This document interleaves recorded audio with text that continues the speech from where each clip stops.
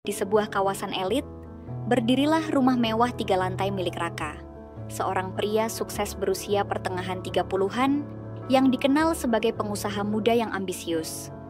Rumah itu megah, lengkap dengan taman pribadi, kolam renang, dan interior elegan yang membuat siapapun iri saat berkunjung. Tapi di balik semua kemewahan itu, ada satu cerita yang tak pernah ditampilkan Raka kepada dunia. Dulu, Raka bukan siapa-siapa. Ia dibesarkan oleh seorang ibu tunggal bernama Bu Sumarni. Seorang wanita sederhana yang menjual gorengan keliling demi menyekolahkan anak semata wayangnya hingga sarjana. Bu Sumarni tidak berpendidikan tinggi, tapi hatinya penuh cinta dan pengorbanan. Saat Raka lulus kuliah dan mulai bekerja, ia masih tinggal bersama ibunya di rumah kontrakan kecil di pinggiran kota. Namun, saat kesuksesan mulai mendatanginya, Raka perlahan berubah. Ia mulai menjaga jarak, merasa bahwa latar belakang ibunya yang sederhana menjadi penghambat citra profesionalnya. Setelah menikahi Nadia, wanita cantik dari keluarga terpandang, Raka memutuskan untuk membawa ibunya tinggal di rumah barunya. Tapi kehadiran Bu Sumarni rupanya tak diterima Nadia. Ia menganggap ibu mertuanya kampungan, cerewet, dan mengganggu privasi mereka sebagai pasangan muda. Awalnya Raka mencoba menengahi, tapi lama-kelamaan ia mulai merasa terganggu juga. Terlebih ketika Nadia terus-menerus mengeluh, mengungkit hal-hal kecil seperti cara Bu Sumarni membereskan dapur, atau kebiasaannya bangun dini hari untuk salat dan mengaji. Baginya, rumah adalah tempat tenang, bukan ruang nostalgia masa kecil yang sederhana. Dan puncaknya terjadi pada suatu malam ketika Raka memutuskan sesuatu yang mengubah segalanya. Dengan nada dingin dan suara yang nyaris tanpa emosi, Raka berdiri di hadapan ibunya di ruang tengah. Bu, aku rasa akan lebih baik kalau ibu tinggal sendiri saja di rumah lama. Di sini terlalu ramai dan Nadia tidak nyaman. Bu Sumarni terdiam. Air matanya mengalir pelan, tapi ia tidak membantah. Ia hanya menunduk, lalu menjawab lirih. Kalau memang itu yang terbaik menurutmu, Nak. Raka tidak menjawab. Ia hanya mengangguk, lalu memalingkan wajah. Malam itu, dengan koper kecil dan syal rajutan, yang dulu ia pakai menggendong Raka kecil, Bu Sumarni pergi tanpa suara. Hujan turun perlahan, seolah langit pun ikut menangis. Tak ada pelukan, tak ada pamit. Hanya jejak kaki yang menghilang di tikungan gang. Hari-hari setelah itu, hidup Raka tampak baik-baik saja. Ia dan Nadia menikmati rumah mereka. Pesta kecil diadakan. Foto-foto kebahagiaan terpajang di media sosial. Tapi sejak ibunya pergi, satu demi satu hal aneh mulai terjadi. Dimulai dari bingkai foto pernikahan mereka yang tiba-tiba jatuh dan pecah, padahal tergantung kuat di dinding. Lalu suara pintu kamar yang terbuka sendiri tengah malam. Dan entah mengapa, di beberapa pagi, Raka mencium bau minyak kayu putih di kamar tamu. Aroma khas yang selalu menempel di tubuh ibunya. Raka mencoba berpikir logis. Mungkin cuma angin, mungkin cuma sugesti. Tapi hatinya mulai gelisah, dan itu baru permulaan. Hari demi hari, rumah yang dulu terasa hangat perlahan berubah dingin dan menakutkan. Bukan karena ada makhluk tak kasat mata, melainkan karena sesuatu dalam hati Raka mulai berontak. Setiap sudut rumah mengingatkan pada sosok yang tak lagi ada. Setiap tawa terasa kosong. Bahkan sentuhan Nadia pun tak bisa menghapus rasa bersalah yang mulai menggerogoti nuraninya. Kemewahan tak bisa menutupi lubang yang perlahan menganga di dalam jiwanya. Raka mulai dihantui mimpi yang sama hampir setiap malam. Ia berdiri di depan rumah masa kecilnya, mengetuk-ngetuk pintu, tapi tak ada yang membukakan. Ia mendengar suara ibunya memanggil dari dalam. Namun pintu itu tetap tertutup. Ia berteriak, menangis, namun suara itu kian menjauh, dan dirinya terjebak dalam gelap yang mencekam. Pagi hari setelah mimpi itu, Raka termenung lama di ruang kerja. Ia membuka laci dan menemukan foto lama, foto saat ia di wisuda, memeluk ibunya. Senyum Bu Sumarni begitu lebar. Tak pernah ia lihat lagi sejak malam pengusiran itu. Tiba-tiba, seolah dituntun oleh penyesalan yang tak lagi bisa dibendung, Raka bangkit dan pergi ke rumah lamanya. Rumah itu kini kosong, tak ada siapa-siapa. Tetangga bilang, Bu Sumarni pergi begitu saja, entah kemana. Ia mencari ke pasar lama, ke warung langganan ibunya, bahkan ke musala kecil tempat biasa Bu Sumarni mengaji. Tapi tidak ada jejak.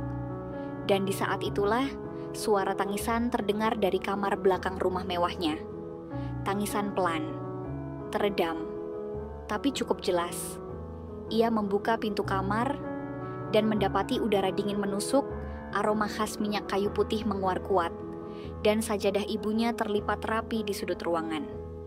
Di atas sajadah itu tergeletak sepucuk surat tua. Surat ulang tahun yang dulu ia tulis saat masih kecil, yang katanya hilang bertahun-tahun lalu. Dan saat itulah rumah mulai bergetar. Dinding-dinding berderak, lampu bergoyang hebat, dan suara gemuruh terdengar dari arah loteng. Nadia menjerit dan memeluk tiang tangga, sementara Raka berdiri terpaku. Rumah itu mulai runtuh, tanpa peringatan, tanpa sebab. Bukan gempa, bukan badai, tapi tanah seakan menolak menopang bangunan megah itu. Dinding di lantai 2 ambruk sebagian, air dari kolam renang meluap dan membanjiri ruang bawah. Raka menarik Nadia, membawanya keluar secepat mungkin. Mereka berdua hanya bisa berdiri di halaman, menyaksikan rumah impian mereka, hasil jerih payah bertahun-tahun, runtuh satu demi satu, seperti balok-balok yang kehilangan pegangan. Beberapa tetangga datang, panik, mencoba membantu, tapi tidak banyak yang bisa dilakukan. Rumah itu benar-benar runtuh, tanpa sebab yang masuk akal. Malam itu, Raka terduduk di trotoar, tubuhnya basah kuyup oleh hujan, matanya memandangi puing-puing rumah yang dulu ia banggakan. Dan di antara kilatan petir, satu kalimat ibunya kembali terngiang di telinga. Semoga rumah ini tetap berdiri, meski pondasinya tak lagi aku doakan setiap malam. Dan baru kali ini Raka sadar, doa seorang ibu bukan sekadar kata-kata, ia adalah fondasi paling kuat dalam hidup seorang anak. Kini semuanya hancur. Rumah, bisnis, harga diri. Yang tersisa hanya satu pertanyaan terakhir yang terus menghantui. Apakah ibu masih hidup? Dan jika iya, apakah aku masih layak mencarinya? Pertanyaan itu terus bergema dalam dada Raka sepanjang malam. Ia tidak bisa tidur. Puing-puing rumah megahnya kini teronggok sunyi di balik garis polisi. Dan di hadapannya hanya ada satu jalan yang belum ia tempuh, mencari ibunya, meski ia tak tahu harus mulai dari mana. Pagi itu ia bangun lebih awal dari biasanya. Langit masih gelap, embun belum sempat menguap. Ia mengenakan jaket tebal, mengambil sepeda motor tuanya, dan berangkat dengan hanya satu tujuan, menebus apa yang pernah ia buang.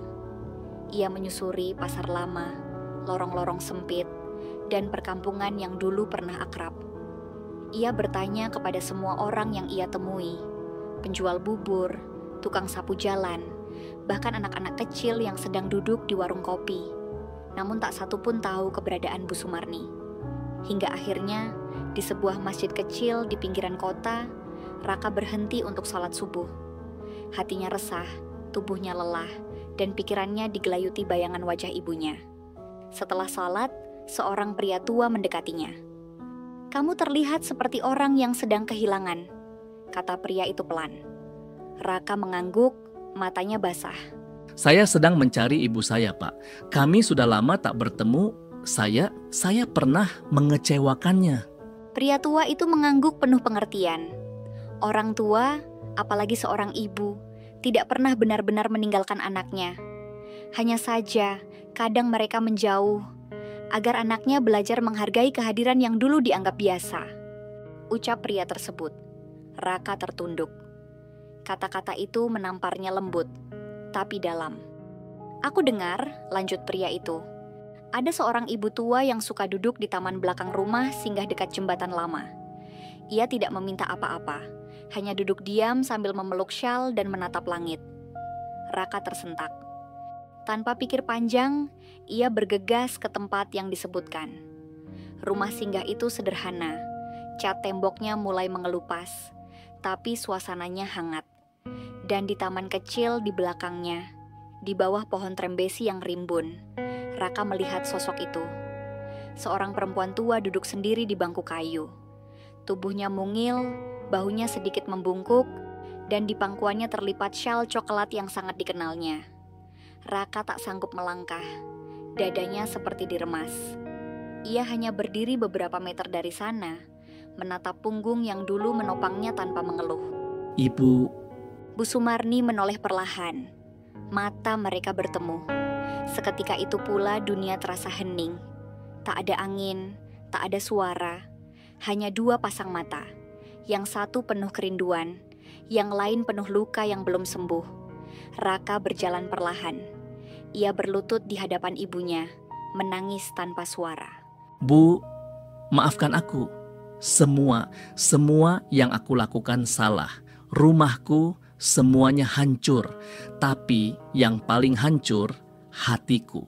Karena aku telah menyakiti satu-satunya orang yang paling tulus mencintaiku. Bu Sumarni memandangi anaknya lama. Tangannya yang keriput terangkat, menyentuh kepala Raka dengan lembut. Rumahmu bisa dibangun kembali, nak. Tapi hatimu harus lebih dulu kau bersihkan. Jangan biarkan penyesalan jadi beban. Biarkan ia jadi jembatan untuk kembali. Raka menangis di pangkuan ibunya, seperti anak kecil yang tersesat dan akhirnya menemukan jalan pulang. Untuk pertama kalinya dalam waktu yang lama, hatinya terasa hangat. Karena pelukan itu, pelukan yang tak pernah memintanya menjadi sempurna, hanya menjadi anak. Hari itu, Raka memutuskan satu hal. Ia tidak akan membiarkan ibunya sendiri lagi. Setelah bertahun-tahun mencari makna kesuksesan lewat harta dan pengakuan orang lain, Raka akhirnya menyadari rumah bukanlah tentang dinding kokoh, furnitur mahal, atau kolam renang di halaman. Rumah adalah tempat di mana doa dipanjatkan dengan tulus, air mata dibasuh dengan sabar, dan hati dihangatkan oleh cinta tanpa syarat, seperti cinta seorang ibu. Beberapa minggu setelah pertemuan itu, Raka membawa Bu Sumarni tinggal di tempat sederhana yang ia sewa di pinggir kota. Bukan rumah mewah seperti dulu, tapi cukup nyaman dan bersih. Di sana setiap pagi, ia menyeduh teh untuk ibunya, menyapu halaman kecil di depan rumah, dan belajar mengucap syukur. Meski tanpa segala kemewahan. Nadia, ia memilih pergi, tak kuat menghadapi kenyataan bahwa segala yang dulu ia kejar perlahan menghilang. Rumah, harta, nama baik, semuanya runtuh bersamaan dengan rapuhnya hubungan yang dibangun di atas ego. Raka tidak menyalahkannya. Sebaliknya, ia mendoakan agar Nadia pun suatu hari menemukan makna yang sejati dalam hidup. Mungkin jalan mereka memang berbeda. Dan kali ini ia tak ingin memaksa takdir untuk sesuai dengan keinginannya. Setiap malam, Raka duduk di teras rumah bersama ibunya.